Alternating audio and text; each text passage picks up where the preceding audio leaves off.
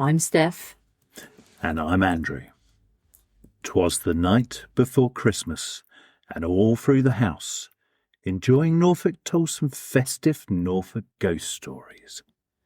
And we start with the Brown Lady of Rainham Hall, one of the most famous hauntings in the UK.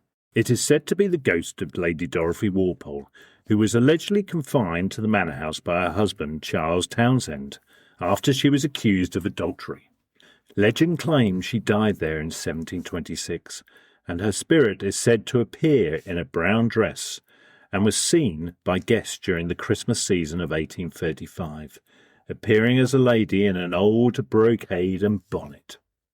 There is a famous 1936 photograph claiming to show her image on the grand staircase.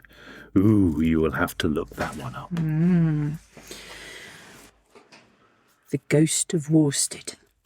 A persistent legend says that the church is haunted by the spirit of a white lady. Unlike many ghost stories, the White Lady is said to be a kindly spirit and a healer who is said to appear when there is an illness. Visitors to the church have reported being healed from their ailments. However, another version says that she appears in the church on Christmas Eve and that anyone who sees her will suffer a premature death. In 1830, a man who had been drinking with friends boasted he would kiss the White Lady if he saw her on Christmas Eve. His friends later found him collapsed in the church belfry, gibbering, "I have seen her, I have seen her," before he died. The pub in Worsted was renamed the White Lady in honour of this legend. The Ghost Angels of Whittingham Church. These are a local legend about 4 stone figures, possibly representing the 4 evangelists. They are said to walk around the parapet of the ruins of the church's circular tower at midnight on certain nights, such as New Year's Eve. According to the tale, they meet and shake hands before returning to their places. Sandringham House. The beloved Norfolk residence of the royal family has been said to have some sort of poltergeist-like activity, especially in the servant quarters of the house, where blankets are pulled off the beds. They hear mysterious footsteps in the dead of night, and the doors close and open by themselves. The most haunted place seems to be the sergeant footman's corridor, where the maids only go in pairs or groups. The lights turn on and off, and there's also been heavy haunted breathing from the empty rooms in the service corridors. At one point, servants were refusing to go in certain rooms as they thought the heavy breathing was the ghost of a former footman. Christmas cards have also been seen to move around and thrown all over the floor on Christmas Eve. Multiple incidents are said to have occurred in the library, including a frightening encounter for a young King Charles and a footman who felt chased by an unseen presence and fled the room. Books have been reported flying off the shelves. A downstairs bedroom where King George VI lived before his death in 1952 is said to be haunted. Staff reportedly felt restless and refused to work in the room, leading to the arrangement of a religious service to cleanse it.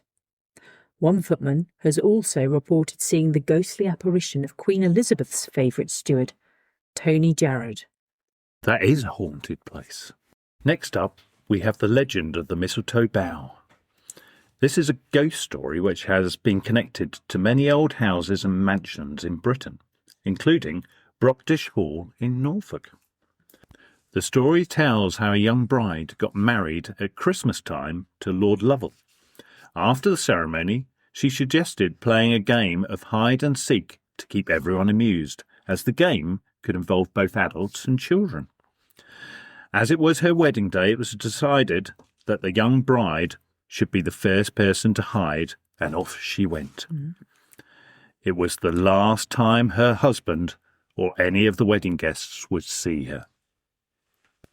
The guests looked until they finally had to go home. They thought she must have fallen asleep whilst hiding and would return as soon as she awoke, much to the amusement of the other wedding guests.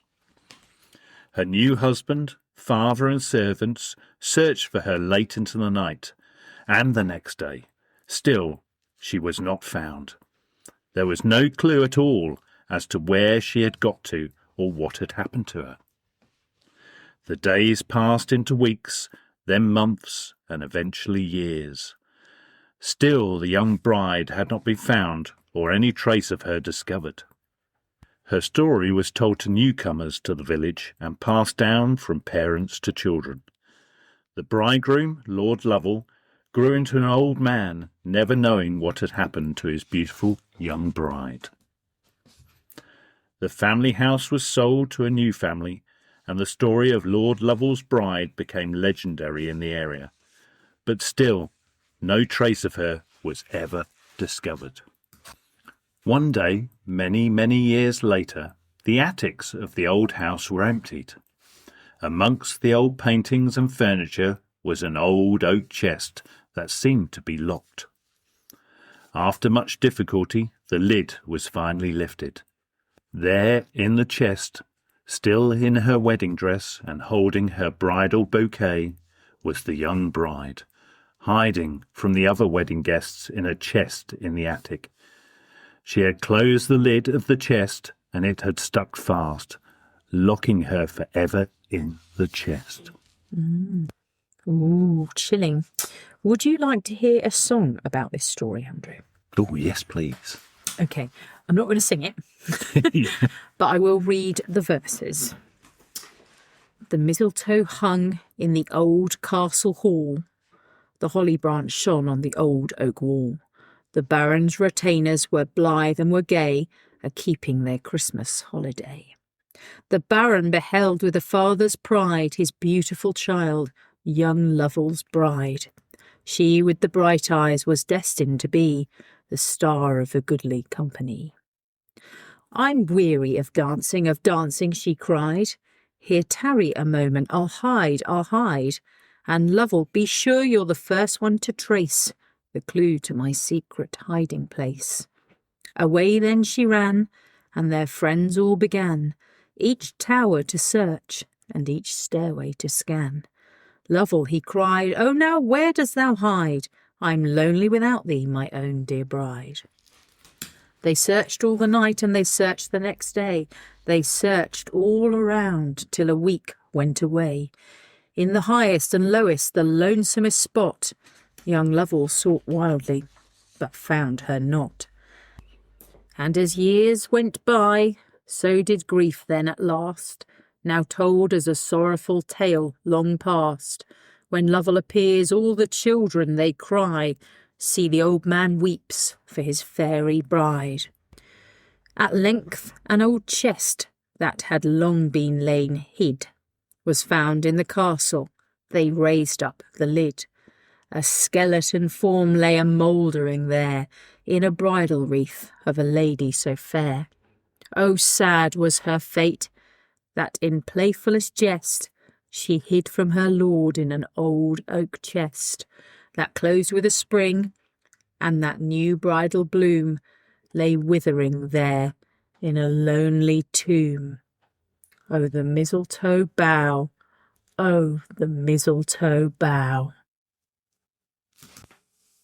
Wow, are there any other ghost stories, Norfolk ghost stories at Christmas that you know of, Steph? There is, finally, also a ghost bride of Terrington St Clement's, another ghost bride. Yeah. This spectral figure is said to appear specifically around Christmas time to join in the carols on the Sunday before Christmas. Oh, wow. That'd be frightening and joyful in equal measure. We hope you sleep well on this Christmas Eve, and fingers crossed that Santa is the only supernatural being to pay you a visit tonight.